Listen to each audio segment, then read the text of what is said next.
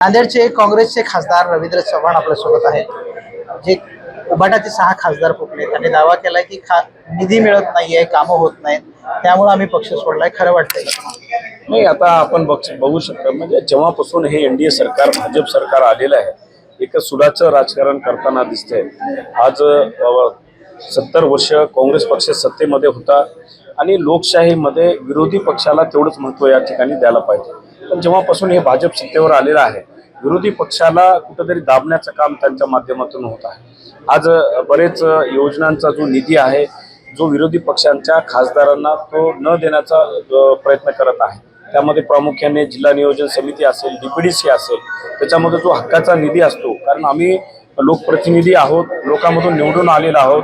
लोकप्रतिनिधी असताना सुद्धा निधीमधून त्या ठिकाणी आम्हाला डावललं जातं, पण आहेच. पण जेव्हा आपण एखाद्या पक्षाकडून आपण निवडून येतो, त्या पक्षासोबत आपण त्या ठिकाणी लोकांनी आपल्याला तो पक्षाचा खासदार म्हणून निवडून दिलेला असतो आणि आपले कर्तव्य असते की त्या पक्षासोबत आपण प्रामाणिकता ठेवली पाहिजे. ज्या पद्धतीनं ही सगळी निवडणुकीला खासदार गेले होते, काल जी शिंदे गटामध्ये गेली आहे, एकतर एकनाथ शिंदेची शिवसेना नको किंवा भाजप नको म्हणून त्यांना लोकांनी मोठ्या प्रमाणात मतदान केलं, निवडून आणलं. जथ्थेच्या जथ्थे मतदान करताना पाहायला मिळाले. तर सगळी जी मतदार आहेत त्या मतदारांची फसवणूक झाली असं तुम्हाला वाटतं? निश्चितच लोकांनी जेव्हा आपण मतदान केलं, एखाद्या पक्षाकडे बघून त्या ठिकाणी आम्हाला संसदेमध्ये पाठवलेलं आहे. जेव्हा त्या एखाद्या पक्षाकडून जेव्हा आपण लोकप्रतिनिधी म्हणून त्या सभागृहात जातो, त्या पक्षाला आपण प्रामाणिक राहणं हे लोकप्रतिनिधीचं कर्तव्य आहे. आणि मी त्याच मताचा आहे की आपण ज्या पक्षाकडून निवडून आलेलो होतो त्या पक्षाला आखरीपर्यंत आपण प्रामाणिक राहिलं पाहिजे. अगदी. आता काल जी निवडणूक पार पडली विधान परिषदेची, त्याच्यामध्ये महाविकास आघाडीचे जे पुरस्कृत उमेदवार होते कृष्णा पाटील आष्टीकर, त्यांचा पराभव झालेला आहे. काय नेमकं कारण ठरलंय?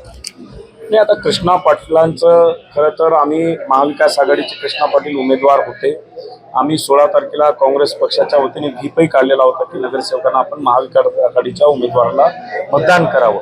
आणि 17 तारखेला शिंदे गटात गेल्याची त्यांची बातम्या येऊ लागले आणि कृष्णा पाटलांनी खुलासाही केला की मी महाविकास आघाडीचा उमेदवार आहे आणि आपण मला मतदान करावं. त्यांचं हे व्हिडिओच्या माध्यमातून त्यांनी आव्हानही केलेलं आहे.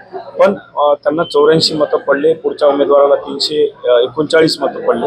मला वाटतं की 84 मध्ये मेजॉरिटी मतं ही काँग्रेसची मतं त्यांना मिळालेली आहेत आणि काही मतं आपण बघू शकतो की बाद झालेली आहे. तर निश्चितच काही प्रमाणात फटका त्या शिंदे सेनेच्या चर्चेमुळे त्यांना बसला असं मला वाटतं.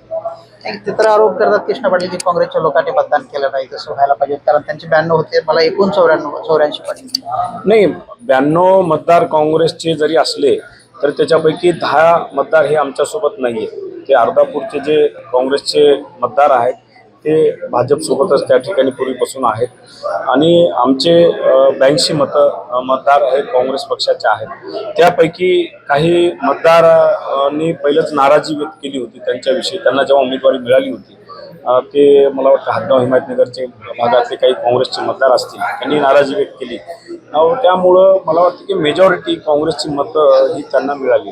माधवराव पाटील जवळगावकरांचे जे काही समर्थक होते मतदार, ते सोबत होते का नाही? नाही, ते आता हे बघा, मतदान हे गुप्त आहे. कोण सोबत होतं कोण सोबत नव्हतं हे आपल्याला काही सांगता येणार नाही. पण मला वाटतं की महाविकास आघाडीची मेजॉरिटी मतं हे कृष्णा पाटलांच्या पार्ट्यात गेली. नागेश पाटील आष्टीकरांकडे शिंदे गटात जाणार ह्या चर्चा झाल्यामुळं कृष्णा पाटलांना फटका बसलाय असं वाटतंय?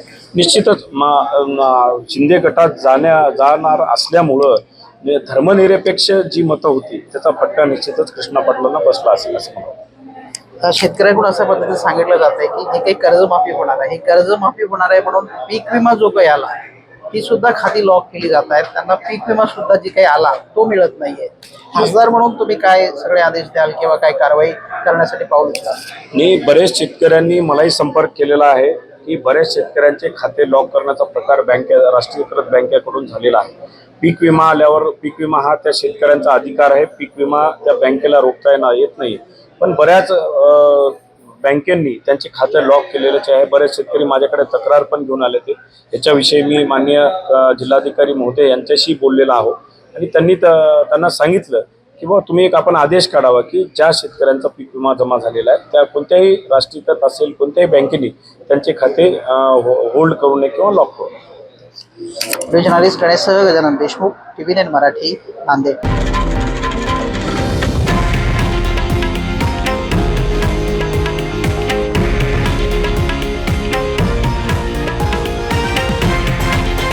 हे आहे देशातील नंबर 1 न्यूज नेटवर्क आणि आपण पाहत आहात TV9 मराठी, एकमेव.